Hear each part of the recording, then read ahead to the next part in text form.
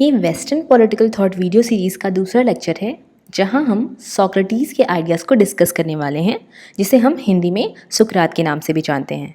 साथ ही साथ हम ये भी डिस्कस करेंगे कि उस समय एंशिएंट ग्रीक में कौन कौन से पॉलिटिकल और एडमिनिस्ट्रेटिव इंस्टीट्यूशन भी मौजूद थे। हेलो फ्रेंड्स, मैं हूँ रश्मि और आप देख रहे हैं पॉलिटिकल साइंस इन 10 मिनट्स। तो आइए शुरू करते हैं इस वीडियो को। जैसा कि हम जानते हैं, एंशिएंट वेस्टर्न पॉलिटिकल थॉट की शुरुआत ग्रीक फिलॉसफी से होती है और ग्रीक फिलॉसफी को समझने से पहले हम इसका लोकेशन देखेंगे। तो ये रहा यूरोप का मैप। और जैसा कि हम जानते हैं कि ग्रीक फिलॉसफी की जो शुरुआत है वो एंशिएंट ग्रीस से होती है। और ग्रीस का अगर हम लोकेशन देखें तो ये यहाँ पे सिचुएटेड है। ये यहाँ पर इटली है। जैसा कि हम जानते हैं कि इटली जो है वो रोमन सिविलाइजेशन का सेंटर रहा है और जो वेस्टर्न सिविलाइजेशन है और क्रिश्चियनिटी है उसकी शुरुआत भी यहीं से होती है, जो कि धीरे धीरे करके पूरे यूरोप में फैल जाती है। अब हम ग्रीस की मैप को थोड़ा जूम में देखेंगे। तो ये रहा ग्रीस का मैप जो कि मेडिटेरेनियन सी के पास लोकेटेड है और यहाँ पे हमें देखने को बहुत सारे आइलैंड देखने को मिल रहे हैं। ठीक है, इसमें से दो इम्पॉर्टेंट आइलैंड हमें याद रखना है क्योंकि इन दोनों का जिक्र हमें बार बार वेस्टर्न फिलॉसफी में देखने को मिलता है, जो स्पेशली क्लासिकल वेस्टर्न फिलॉसफी है। वो दो आइलैंड है एथेंस और स्पार्टा। एथेंस इसलिए भी इम्पॉर्टेंट हो जाता है क्योंकि ये प्लेटो और सुकरात का बर्थ प्लेस रहा है। और एथेंस और स्पार्टा का ये जो लोकेशन है वो इसलिए फेमस रहा है क्योंकि हिस्ट्री का बहुत फेमस वॉर यहाँ पे हुआ था, जिसका नाम आपने सुना होगा। इस वॉर को हम पेलोपोनेशियन वॉर के नाम से भी जानते हैं। और ये जो वॉर था उसके बाद से हमें यहाँ की पॉलिटिक्स और सोसाइटी में बहुत सारे चेंजेस देखने को मिलते हैं। क्लासिकल वेस्टर्न फिलॉसफी में बेसिकली हमें 3 थिंकर्स का नाम हमेशा सुनने को मिलता है, जिसमें सबसे पहला नाम आता है सोक्रेटिस का, वहीं दूसरा नाम आता है प्लेटो का और तीसरा नाम आता है एरिस्टोटल का।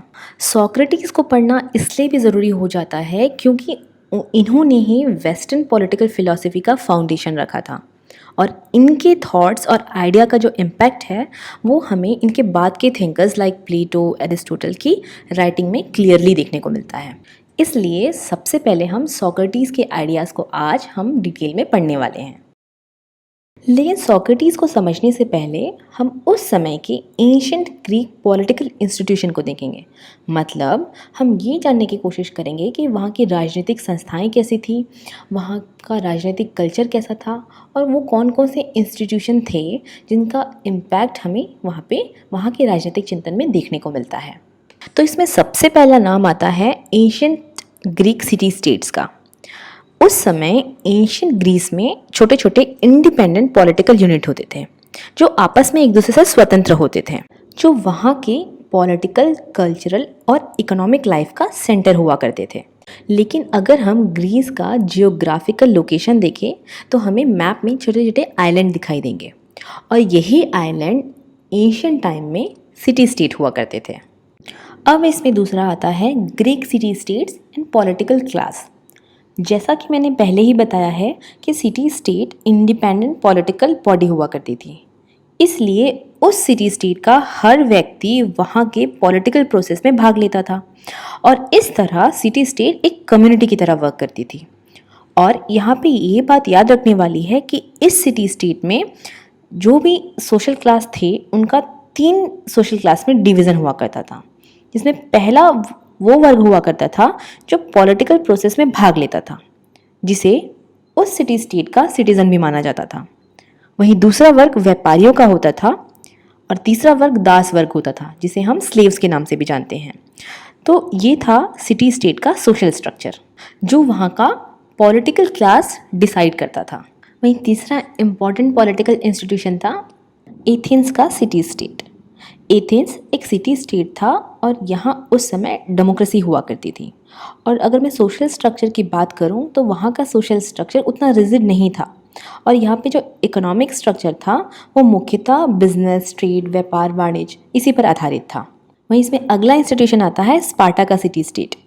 तो एंशिएंट ग्रीस में एथेंस के अलावा एक और इम्पॉर्टेंट सिटी स्टेट था जिसे हम स्पार्टा के नाम से जानते हैं। स्पार्टा बेसिकली एथेंस का राइवल कंट्री था और अगर मैं यहाँ के पॉलिटिकल और गवर्नमेंट स्ट्रक्चर की बात करूँ तो यहाँ पे मिलिट्री रूल हुआ करता था।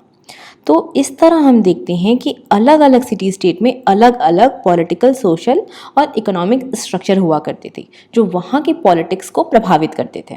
वहीं इसमें अगला इम्पॉर्टेंट पॉइंट है एथेंस और स्पार्टा का वॉर, जिसे हम पेलोपोनेशियन वॉर के नाम से भी जानते हैं, जिसने एंशियंट ग्रीस के पॉलिटिकल थॉट को काफ़ी हद तक प्रभावित भी किया था।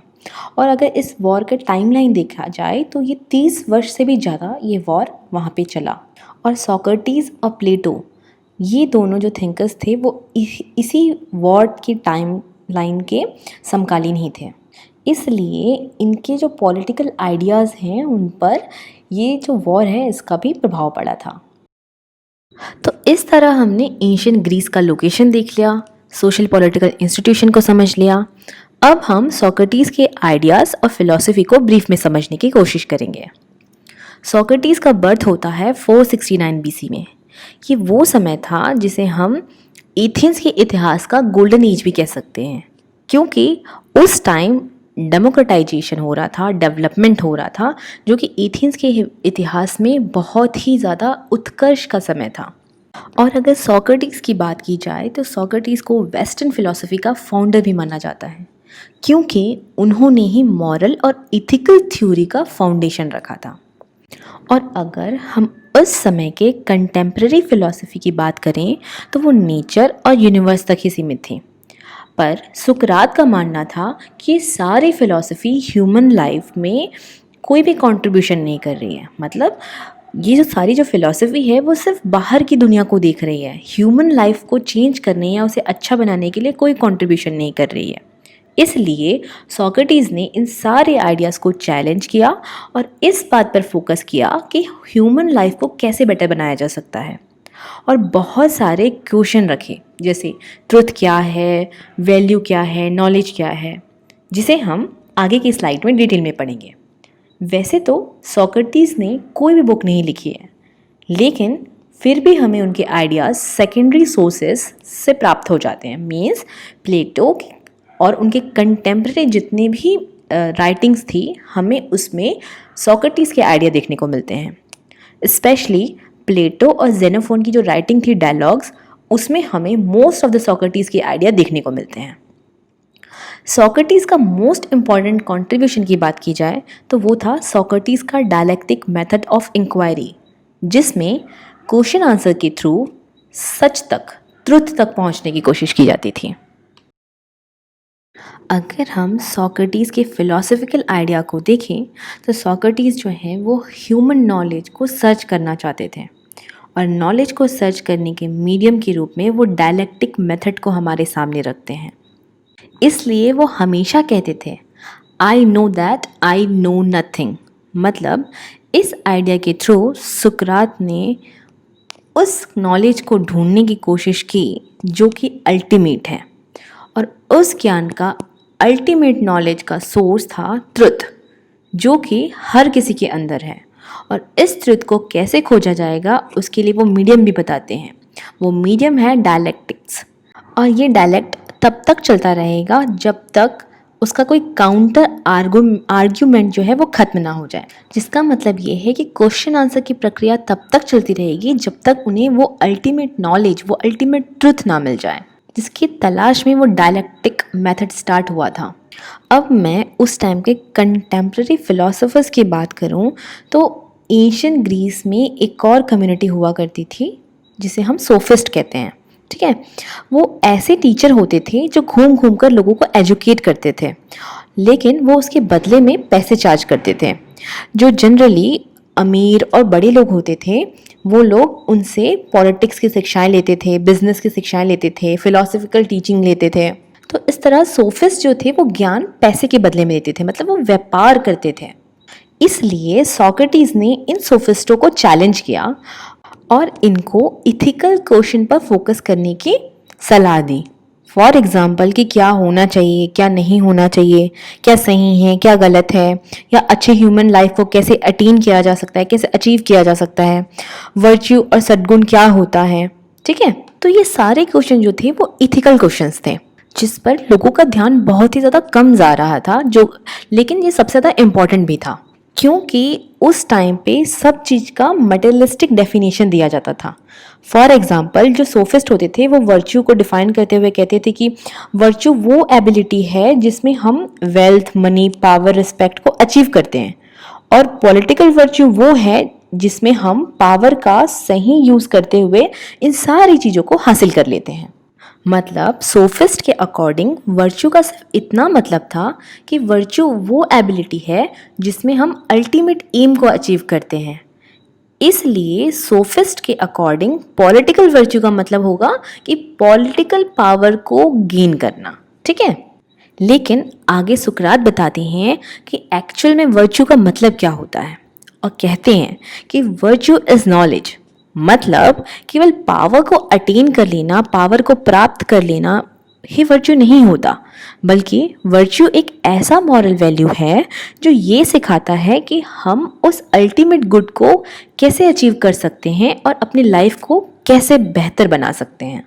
और इस तरह सोक्रेटिस डिफरेंट डिबेट और डायलेक्ट के थ्रू उस अल्टीमेट नॉलेज को सोसाइटी के सामने रखते हैं। और अगर उस टाइम की बात की जाए तो ये सारे डायलेक्ट्स, पॉलिटिकल डिस्कशंस, ये सारे पब्लिक में हुआ करते थे। ये डिबेट, जितने भी फिलोसफिकल बातें हैं, टीचिंग्स, सब पब्लिक में हुआ करते थे, जिसमें एथेंस के बड़े बड़े फिलोसफर्स, पॉलिटिशियंस सब पार्टिसिपेट करते थे।